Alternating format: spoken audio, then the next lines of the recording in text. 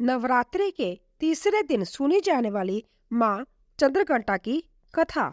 जय श्री कृष्ण, राधे राधे, जय माता दी। आज चैत्र नवरात्रि का तीसरा दिन है, जो कि माता चंद्रघंटा को समर्पित है। आप सभी भक्तजनों पर माँ चंद्रघंटा का आशीर्वाद सदा बना रहे। आज की इस वीडियो में आप सुनेंगे नवरात्रि के तीसरे दिन पूजी जाने वाली माँ चंद्रघंटा की संपूर्ण कथा। देवी भागवत पुराण के अनुसार माँ भगवती का जय स्वरूप परम शांति और कल्याणकारी है। माँ के मस्तक पर घंटे के आकार का अर्धचंद्र है, इसीलिए देवी का नाम चंद्रघंटा पड़ा है। इनके शरीर का रंग स्वर्ण के समान चमकीला है और देवी का वाहन सिंह है। देवी की 10 भुजाएं हैं, जिनमें जय कमल, धनुष, बाण, खंडक, कमंडल, तलवार, त्रिशूल और गदा आदि जैसे अस्त्र और शस्त्र धारण करती है।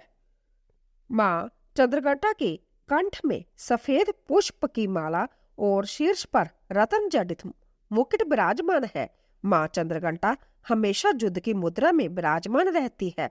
मान्यता है कि देवी के इस रूप की पूजा करने से भक्तों को न केवल अलौकिक शांति प्राप्त होती है, बल्कि इस लोक और परलोक दोनों में परम कल्याण की प्राप्ति होती है।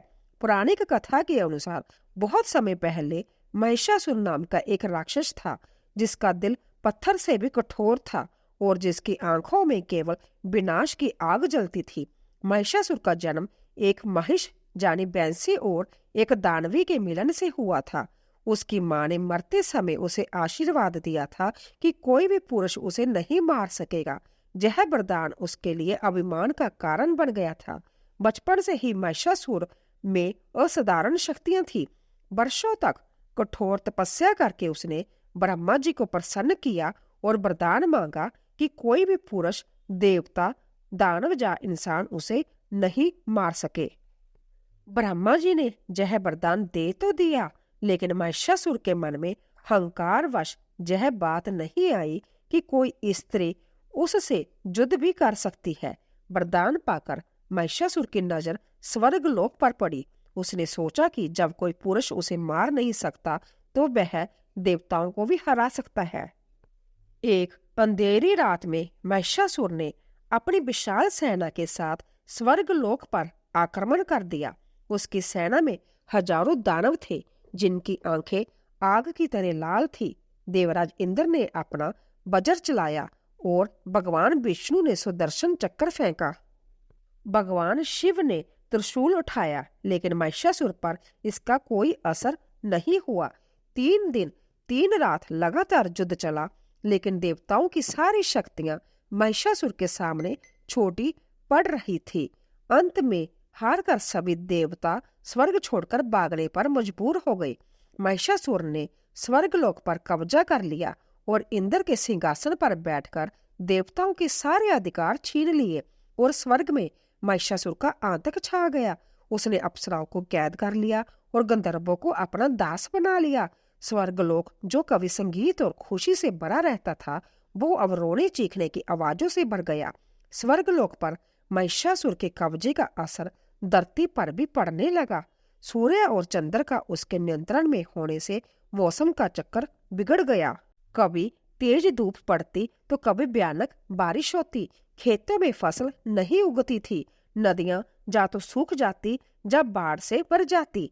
पेड़ों पर फल नहीं आते थे और पशु पक्षी सभी परेशान थे। इंसानों की हालत और भी खराब थी, क्योंकि भूख और प्यास से लोग तड़फ रहे थे। बीमारियां फैल रही थी, बच्चे रो रहे थे और माताएं उन्हें चुप कराने के लिए खुद रो रही थी। सबसे दुखद बात यह थी कि लोग प्रार्थना करते थे कि लेकिन उनकी प्रार्थनाएं स्वर्ग तक नहीं पहुंच पा रही थी। मंदिरों में पुजारी निराश होकर बैठे थे। लोग सोचने लगे थे कि शायद धर्म हार गया है। स्वर्ग से निकाले गए देवता इधर उधर भटक रहे थे, क्योंकि उनकी दशा बहुत दयनीय थी। जो कभी सुनहरे सिंहासनों पर बैठते थे, वे अब जंगलों में छुपकर रह रहे थे। सबसे ज्यादा दुख की बात यह थी कि धरती से लोगों की पुकार उन तक पहुंच रही थी, लेकिन वह कुछ नहीं कर सकते थे। एक दिन सभी देवता एक जगह इकट्ठे हुए तो इंद्र ने कहा, हमने अपने हंकार में यह नहीं सोचा था कि हम भी हार सकते हैं। विष्णु भगवान ने कहा, यह सिर्फ शक्ति की हार नहीं है, यह हमारी सोच की भी हार है। हमने सोचा था कि पुरुष शक्ति ही सब कुछ है। शिव भगवान ने कहा, ब्रह्मांड में जो सबसे बड़ी शक्ति है वो है शक्ति। संभ्य और शक्ति का रूप माँ है। हमें माँ चंद्रघंटा की शरण में जाना होगा। सभी देवताओं ने निर्णय लिया कि वह आदि शक्ति माँ भवानी के पास जाकर उनसे विनती करेंगे। हिमालय की सबसे ऊंची चोटी पर, जहाँ बर्फ हमेशा चमकती रहती है और हवा में देवता का एहसास होता है, वहां सभी देवता इकट्ठे हुए। उनके दिल में भक्ति थी और आंखों में आंसू थे। इंद्र ने सबसे पहले प्रार्थना शुरू की। उनकी आवाज में दर्द था। देवराज इंद्र प्रार्थना करते हुए बोले, हे माँ, हे आदि शक्ति, हे जगत जननी, हमारी रक्षा करो। हमारे अहंकार ने हमें अंधा बना दिया था। अब हमें एहसास हुआ है कि तुम्हारे बिना हम कुछ भी नहीं है। विष्णु भगवान ने हाथ जोड़कर कहा, हे माँ, तुम ही हो जो सृष्टि की रचना करती हो, उसका पालन करती हो और जरूरत पड़ने पर संहार भी करती हो। महिषासुर ने तुम्हारी इस सृष्टि को दुख दिया है, कृपया आकर उसका वध करो। शिव भगवान ने अपना त्रिशूल नीचे रखकर कहा, हे अर्धांगिनी, तुम मेरी शक्ति हो। तुम्हारे बिना मैं शव के समान हूँ। मेरी सारी शक्ति तुमसे ही आती है। अब तुम ही हमें बचा सकती हो। ब्रह्मा जी ने कहा, हे माँ, मैंने महिषासुर को वरदान दिया था कि कोई पुरुष उसे नहीं मार सकेगा, लेकिन तुम स्त्री शक्ति हो, तुम उसे मार सकती हो। कृपया प्रकट होकर धर्म की रक्षा करो। अन्य सभी देवताओं ने भी अपनी अपनी प्रार्थनाएं की। उनकी आवाजों में इतना दर्द था कि पत्थर भी पिघल जाते। उनकी भक्ति इतनी सच्ची थी कि आकाश में तारे भी रो रहे थे। 3 दिन 3 रात तक लगातार प्रार्थना चलती रही। देवता न खाते थे न सोते थे, बस माँ को पुकारते रहते थे। उनके आंसुओं से हिमालय की बर्फ भी गीली हो गई थी। चौथे दिन सुबह जब सूरज उगने वाला था, तब आकाश में एक अजीब सी रोशनी दिखाई दी। यह रोशनी सूरज से भी तेज थी, लेकिन आंखों को दुख नहीं दे रही थी, क्योंकि यह रोशनी माँ की थी। अचानक आकाश से दिव्य प्रकाश निकला और पूरा ब्रह्मांड उसमें समा गया। उसी प्रकाश से माँ दुर्गा प्रकट हुई। उनका रूप अलौकिक था। आंखों में करुणा और शक्ति दोनों झलक रही थी। उनके 10 हाथ थे और हर हाथ में एक अलग हथियार जो सुरक्षा का प्रतीक लग रहे थे। माँ दुर्गा को देखते ही देवताओं का भय मिट गया और उनके दिलों में आशा जागी। माँ ने कहा, मेरे बच्चों, तुम्हारा दुख देखकर मैं आ गई हूँ। महिषासुर को उसके पाप की सजा मिलेगी। इंद्र ने कहा, माँ, हमारे अहंकार से जय संकट आया है। माँ ने उत्तर दिया, गलती इंसान से होती है, लेकिन उसे स्वीकार करना और सुधारना महानता है। अब मैं तुम्हारी रक्षा करूंगी। भगवान श्री हरि विष्णु ने पूछा, माँ, हमारे हथियार बेअसर है, आप कैसे विजय पाएंगी? माँ मुस्कुराई और बोली, तुम्हारे हथियारों में तुम्हारी शक्ति है, लेकिन मेरे हथियारों में पूरे ब्रह्मांड की शक्ति है, क्योंकि मैं ही उसका स्रोत हूँ। माँ दुर्गा ने देवताओं से कहा, अब तुम सब अपनी अपनी शक्ति मुझे दे दो। जब सारी शक्तियां एक हो जाएगी, तब महिषासुर का अंत होगा। सबसे पहले भगवान शिव आगे आए और उन्होंने अपना त्रिशूल माँ को भेंट किया। जैसे ही माँ ने त्रिशूल हाथ में लिया, वो दिव्य प्रकाश से चमकने लगा। फिर भगवान विष्णु ने अपना सुदर्शन चक्र दिया। सुदर्शन चक्र माँ के हाथ में आकर सोने की तरह चमकने लगा। इंद्र ने अपना वज्र दिया। वज्र में अब पहले से भी ज्यादा बिजली की शक्ति आ गई। वरुण ने अपना शंख दिया और अग्निदेव ने अपनी आग दी। वायुदेव ने अपनी हवा की शक्ति दी और सूर्यदेव ने अपनी रोशनी दी। जैसे जैसे देवता अपनी शक्तियां माँ को दे रहे थे, माँ का तेज बढ़ता जा रहा था। उनके चारों तरफ एक दिव्य प्रकाश का घेरा बन गया था। हिमालय के राजा पर्वत ने माँ को एक शेर दिया। यह शेर कोई साधारण शेर नहीं था, यह दिव्य शेर था, जिसकी आंखों में आग जलती थी और जिसकी दहाड़ से पहाड़ हिल जाते थे। माँ दुर्गा शेर पर बैठी तो वह दृश्य अद्भुत था। माँ की सुंदरता और शेर की शक्ति का मेल देखकर सभी देवता मंत्रमुग्ध हो गए। माँ ने कहा, अब मैं तैयार हूँ। तत्पश्चात देवताओं ने खुशी से जय जयकार की। पहली बार कई दिनों बाद देवताओं के चेहरे पर खुशी दिखाई दी। माँ ने अपना शंख बजाया तो उसकी आवाज तीनों लोकों में गूंज गई। महिषासुर स्वर्गलोक में इंद्रासन पर बैठा था। तभी माँ दुर्गा के शंख की गूंज से उसका कान फटने लगा। उसने सैनिकों से पूछा कि यह कैसी आवाज है, तो एक सैनिक बोला, महाराज, यह किसी नई शक्ति की आवाज है। महिषासुर हंसते हुए बोला, मैं महिषासुर हूँ और मुझसे कोई नहीं लड़ सकता। चलो देखते हैं। वो सेना लेकर हिमालय पहुंचा, जहाँ माँ दुर्गा प्रकट हुई। उनकी सुंदरता देखकर वो मोहित हुआ और उन्हें अपनी रानी बनाने का विचार किया। पर हथियारों और तेजस्वी रूप को देखकर उसे समझ आया कि यह कोई साधारण स्त्री नहीं है। उसने अपने शक्तिशाली सैनिकों को आगे भेजा, लेकिन माँ दुर्गा ने त्रिशूल के एक बार से सैकड़ों दानव मार गिराए। शेर की दहाड़ से आकाश गूंज उठा और धरती कांप गई। महिषासुर को पहली बार ब्याह हुआ। उसने अपना बलशाली सेनापति भेजा, जो समुद्र पी जाने जितना सामर्थ्यवान था। पर माँ दुर्गा ने सुदर्शन चक्र से उसका सिर धड़ से अलग कर दिया। यह देखकर महिषासुर क्रोध से भर उठा कि एक स्त्री उसकी पूरी सेना को कैसे हरा सकती है। महिषासुर संभ्या युद्ध में उतरा। उसका रूप अत्यंत डरावना था। आंखें अग्नि की तरह जल रही थी और सींग चांद की तरह चमक रहे थे।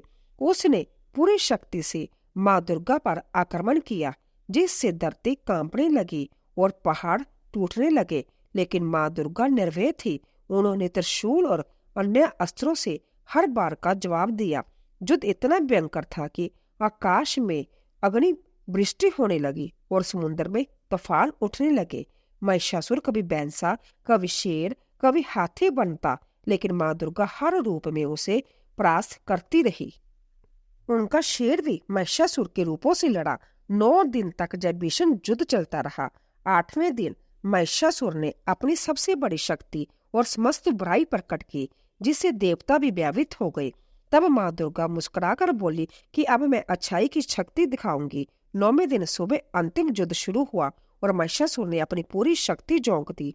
उसकी आंखों से आग और मुंह से जहर निकल रहा था। माँ दुर्गा के 10 हाथों में अस्त्र चमक रहे थे और उनका तेज सूरज से भी अधिक हो गया था। महिषासुर ने सिंगों और पैरों से प्रहार किया, जिससे धरती और पहाड़ कांपने लगे। पर माँ ने त्रिशूल और अपने शेर से उसे रोक लिया। दोनों के बीच भीषण युद्ध हुआ, लेकिन माँ दुर्गा की शक्ति लगातार बढ़ती रही, क्योंकि सृष्टि का आशीर्वाद उनके साथ था। आखिरकार महिषासुर ने अपना असली रूप दिखाया, अर्थात आधा इंसान और आधा बैंसा। उसने अंतिम आक्रमण किया, पर माँ दुर्गा ने उसका सीना दबाकर त्रिशूल उसकी गर्दन पर तान दिया। महिषासुर बोला कि वह उन्हें अपनी रानी बनाना चाहता है और तीनों लोकों पर साथ राज करेगा। माँ दुर्गा ने उत्तर दिया कि उसने निर्दोषों पर अत्याचार किया है और उसकी सजा मौत है। यह कहकर माँ ने त्रिशूल उसकी गर्दन में झोंक दिया और उसका अंत कर दिया। महिषासुर की मृत्यु के साथ ही अंधकार मिट गया और उसकी सेना भाग गई। माँ दुर्गा का त्रिशूल महिषासुर के शरीर में धंसा था और उनका पैर उसकी छाती पर यह दृश्य बता रहा था कि अच्छाई की जीत हुई है और बुराई का अंत हुआ। आकाश से फूल बरसे और देवताओं ने खुशी से जय जयकार की। इंद्र ने माँ के चरण छुए और उनका आभार व्यक्त किया। भगवान विष्णु ने कहा कि माँ ने साबित किया कि स्त्री शक्ति सबसे बड़ी है और अहंकार को तोड़ा। भगवान शिव बोले कि शक्ति के बिना शिव शव है, और माँ ने यह सत्य फिर सिद्ध किया। माँ दुर्गा ने सभी को आशीर्वाद दिया और कहा कि जब भी धरती पर बुराई बढ़ेगी वह फिर आएगी। धरती पर लोग प्रसन्न होकर नाचने लगे। सूरज चमकने लगा और चांद की रोशनी लौट आई। हवा और पानी शुद्ध हो गए और खेतों में फसलें लहलाने लगी। महिषासुर की मौत की खबर से धरती पर खुशी फैल गई। बच्चे खेलने लगे, माताएं गाने लगी और किसान नाच उठे। गांव के लोगों ने माँ दुर्गा की मूर्ति बनाई, फूलों से सजाया और आरती की। तभी आकाश से माँ दुर्गा प्रकट हुई और आशीर्वाद देते हुए बोली, हर साल इसी समय मेरी पूजा करना, 9 दिन तक मेरे अलग अलग रूपों की आराधना करना। माँ ने कहा, मुझे फूल और मिठाई चाहिए, पर सबसे ज्यादा तुम्हारे दिल की सच्चाई चाहिए। मैं वही रहती हूँ जहाँ प्रेम होता है। उन्होंने समझाया कि पहले 3 दिन दुर्गा की, अगले 3 दिन लक्ष्मी की और अंतिम 3 दिन सरस्वती की पूजा करनी चाहिए। माँ ने बच्चों को आश्वासन दिया, मैं हर माँ में हूँ जो अपने बच्चे की रक्षा करती है। तुम डरना मत, मैं हमेशा तुम्हारे साथ हूँ। माँ दुर्गा ने लोगों को विस्तार से बताया कि कैसे नवरात्रि मनानी चाहिए। उन्होंने कहा, जस पर्व सिर्फ मेरी जात में नहीं है, यह उस जीत की खुशी में है जब अच्छाई ने बुराई को हराया था। पहले दिन से तीसरे दिन तक माँ दुर्गा की पूजा करनी चाहिए। इन दिनों में माँ का रूप योद्धा का है। वह बुराई से लड़ती है और अपने भक्तों की रक्षा करती है। चौथे दिन से छठे दिन तक माँ लक्ष्मी की पूजा करनी चाहिए। यह दिन खुशहाली और समृद्धि की है। माँ लक्ष्मी अपने भक्तों को धन दौलत और सुख शांति देती है। सातवें दिन से नौवें दिन तक माँ सरस्वती की पूजा करनी चाहिए। यह दिन ज्ञान और कला की है।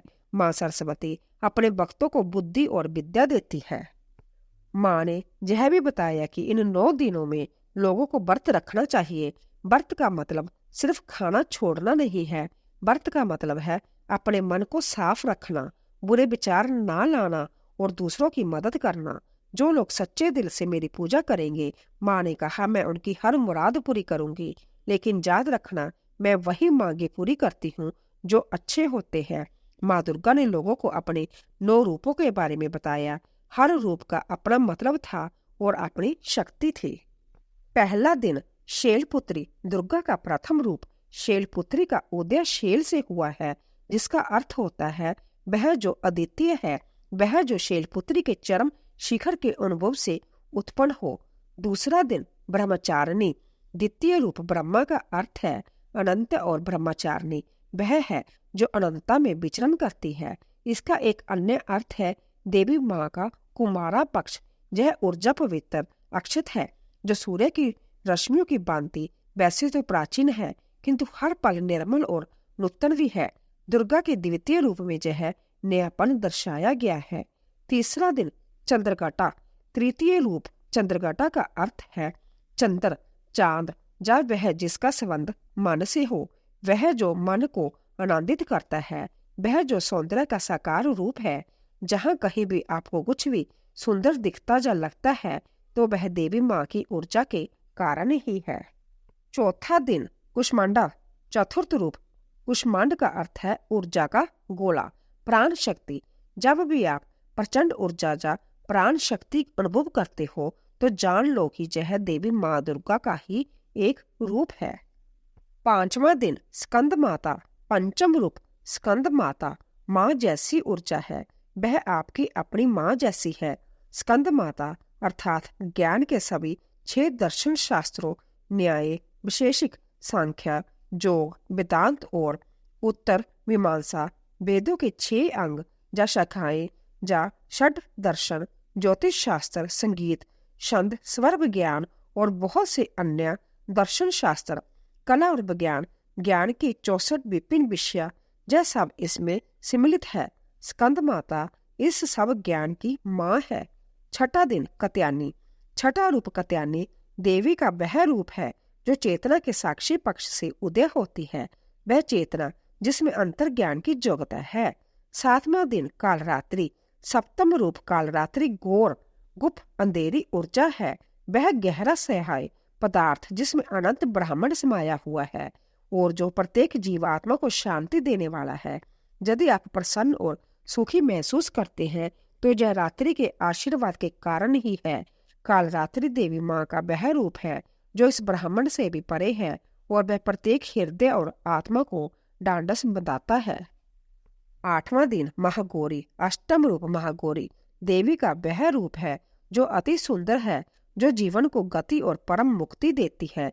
यह आपको परम मुक्ति देने वाली है। नौवां दिन सिद्धिदात्री। नवम रूप सिद्धिदात्री जीवन में पूर्णता और सिद्धियां लाती है। देवी माँ का आशीर्वाद जीवन में अनेक चमत्कार लाता है। हमारे लिए जो असंभव दिखता है, माँ उसको संभव करती है।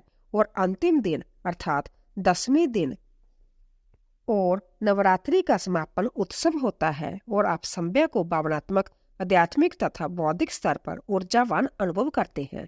जो भक्त सच्चे दिल से पूजा करते हैं उन्हें यह रूप सब कुछ दे देता है। माँ ने कहा है, मेरे यह 9 रूप अलग अलग लग सकते हैं लेकिन यह सब एक ही है। महिषासुर के वध के बाद सबसे बड़ा बदलाव ये आया कि लोगों ने स्त्री शक्ति को पहचाना। जब एक स्त्री रूपी माँ ने उस दानव को हराया जिसे कोई पुरुष देवता नहीं हरा सका था, तो सभी को एहसास हुआ कि स्त्री कितनी शक्तिशाली होती है। धीरे धीरे नवरात्रि का त्योहार एक गांव से दूसरे गांव में फैलता गया। हर जगह अपने अपने तरीके से इसे मनाया जाने लगा। यह कहानी यहीं पर समाप्त होती है, लेकिन इसका संदेश कभी खत्म नहीं होता। माँ दुर्गा की यह कहानी हमें सिखाती है कि जिंदगी में कितनी भी मुश्किलें आ जाए, हार नहीं मानना चाहिए। जैसे माँ ने महिषासुर जैसे ताकतवर दुश्मन को हराया, वैसे ही हम भी अपनी मुश्किलों को हरा सकते हैं। यही है नवरात्रि का असली मतलब, यही है माँ दुर्गा की असली पूजा। और इस तरह माँ दुर्गा की अमर गाथा हमारे दिलों में बस जाती है, हमें हमेशा के लिए प्रेरणा देती रहती है कि चाहे जिंदगी में कितनी भी कठिनाइयां आए, अच्छाई की जीत होती ही है। माँ का प्यार हमेशा हमारे साथ रहता है। जय माता दी, जय माँ दुर्गा। अगर आप सभी को यह कहानी पसंद आई हो तो चैनल को सब्सक्राइब अवश्य करें। मिलती है फिर एक नई कहानी के साथ। तब तक के लिए जय श्री कृष्ण, राधे राधे।